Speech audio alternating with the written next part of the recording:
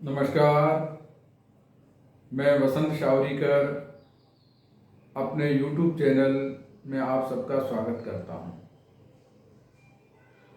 आज हम लोग इस बात पर चर्चा कर रहे हैं कि किन स्थितियों में व्यक्ति संगीत प्रेमी होता है और उसकी शिक्षा संगीत विषय को लेकर होती है, और शिक्षा हो या न हो, अदर एक्टिविटीज के रूप में भी वो संगीत को अपना लेता है। 3 ग्रह ऐसे हैं। शुक्र ग्रह संगीत के कारक ग्रह हैं, और शुक्राचार्य जी दैत्य गुरु भी हैं, तो ज्ञान के भी कारक हैं।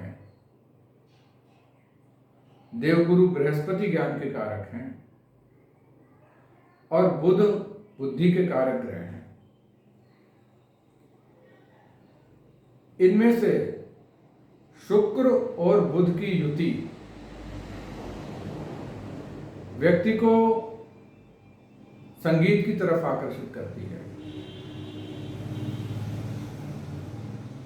पहला भाव लग्न संपूर्ण शरीर को प्रदर्शित करता है। यदि लग्न में ही अगर बुध और शुक्र की युति हो तो व्यक्ति संगीत प्रेमी होता है। दूसरे भाव में बुध और शुक्र की युति हो, विशेषकर अगर वहां पे स्वराशि या उच्च राशि में बुध और शुक्र विराजित हैं, तो ऐसी स्थिति में व्यक्ति गायक होता है।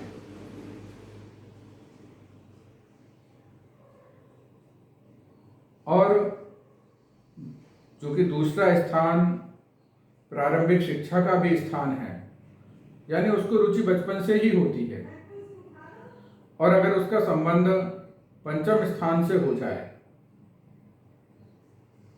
तो फिर व्यक्ति संगीत की पढ़ाई भी करता है। और अगर दशम स्थान से संबंध हो जाए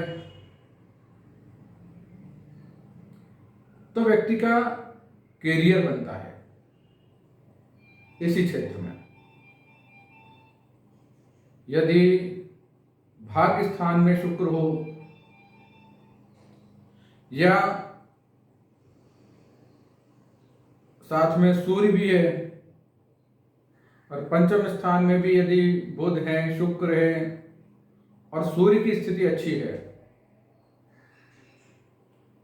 तो व्यक्ति को प्रसिद्धि मिलती है।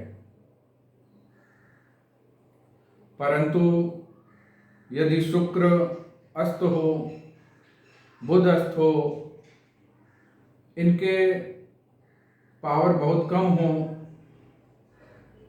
तो व्यक्ति गाता तो है परंतु बहुत प्रसिद्ध नहीं हो पाता।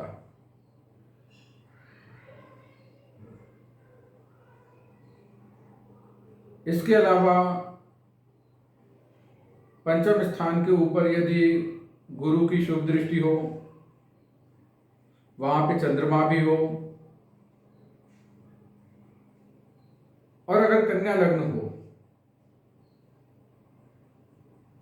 ऐसी स्थिति में व्यक्ति वाद्य यंत्र बजाता है, या तो तबला बजाएगा या हारमोनियम बजाएगा या कोई अन्य वाद्य यंत्र बजाएगा, क्योंकि उसका रुझान उस ओर होता है।